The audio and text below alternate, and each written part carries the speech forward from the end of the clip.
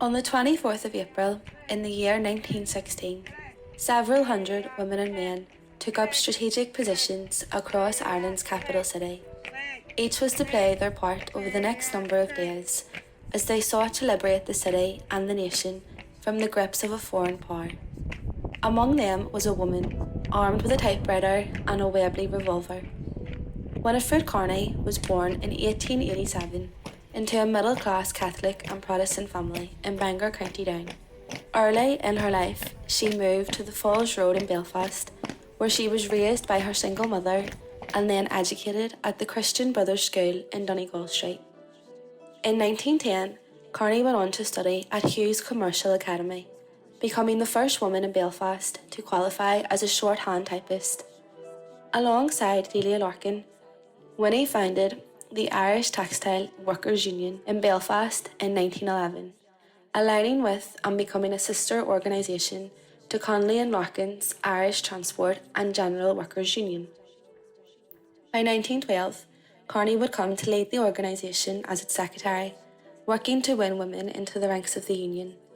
It was here that she finally met James Connolly. James Connolly honoured me with his trust and confidence in a way he did with no other person, Carney said. As they worked together to improve the conditions for women labourers in Belfast, organising for rights and suffrage among female factory labourers, Carney would become Connolly's closest friend and confidant. Together, they went on to write the Manifesto to the Linen Slaves of Belfast. As they worked together to improve the conditions for women labourers in Belfast, organising for rights and suffrage among the female factory labourers. During the 1913 Dublin lockout, Carney was instrumental in fundraising for the striking workers, and it was during the following year that she, along with 9 others, founded Cumann, where Carney went on to gain a reputation as a first aider and a proficient sharpshooter. By the time that Carney was 29 years of age, a rising was afoot, and Winnie, now Connolly's personal secretary, held the rank of adjutant in the Irish Citizen Army. The rising was to be led by Liam Fellows in the west of Ireland. Having escaped from England, he was smuggled back into the country, and it was Winnie Carney who accompanied him from Belfast down to Dublin. On Easter Saturday night, Carney stayed all night at Liberty Hall, preparing mobilisation orders and officers' commissions for the Irish Citizen Army, and when she reported in again at 8 a.m. on Easter Monday, Carney's first job was to type out the mobilisation orders for the 4 city battalions of what was now the Unified Army of the Irish Republic.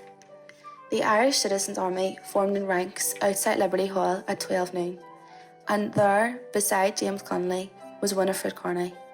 Together, they marched to Dublin's General Post Office. "We halt outside the GPO, Connolly given the order," Carney said, "and we quickly march inside." He directs the volunteers to clear out the staff and customers, which they quickly do. In a few moments, the staff appear from all over the building, some of the women in an almost fainting condition. Soon they are gone, and the doors closed.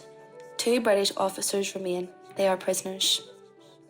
It was during the ensuing days-long battle that Carney's close friend and confidant James Connolly became severely injured, and when Padraig Pearse ordered that all women and wounded should leave, Carney refused, staying by Connolly's side.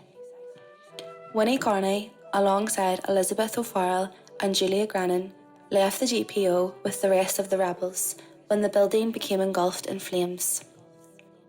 Moore Street was to be their new headquarters, and when the time came to surrender, they filed out behind a white flag. Connolly had suggested to Winnie that she remove her military belt so that she could not easily be identified as a combatant. Carney wrote her name on the belt instead and continued to wear it with pride.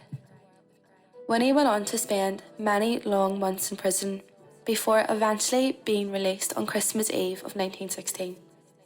Initially interned in Cumann and then Mountjoy Gaol, she was deported to England with a number of other Republican women, where they requested to forgo all benefits and to be treated like other captured Republican prisoners. Although she continued to work for the ITGWU, Carney found it hard to settle into routine trade union affairs after her release from prison. She refused to ever trade on her relationship with Connolly and was determined to never romanticise the events of 1916. Resolute in her principles, Carney always argued that, given the circumstances, the rising had been the right thing to do. Winnie Carney went on to stand in the 1918 general election, running as a Socialist Republican in Belfast, although she was unsuccessful. Only one other woman stood as a candidate in the 1918 election. Carney was the secretary of the Irish Republican Prisoners' Dependence Fund, a role she would continue to perform during the counter-revolution. Winnie Carney found herself on the right side of history after the treaty, as she sided with the anti-treaty forces and was arrested on a number of occasions.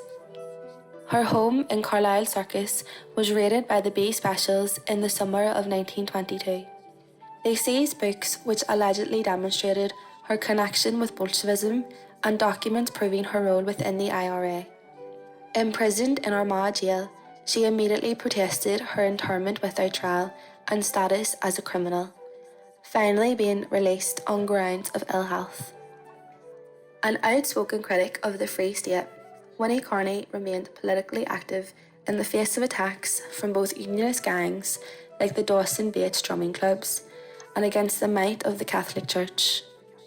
Carney died on the 21st of November 1943. At the time of her passing, she was remembered in the pages of the Labour newspaper The Torch. The quiet, studious type, built for the role of a good comrade, a loyal follower and a good worker, a great and trusted custodian of confidences. Above all, she was deep and loyal in her friendships and allegiances, political as well as personal. She did not share in the vanity or jealous greed for fame. Beneath her placid, almost timid exterior burned fires that could scorch when anybody provoked her. A suffragist, a teacher, and a trade unionist, a member of Cumann and the Irish Citizen Army. Winifred Carney, the typist with the Webley.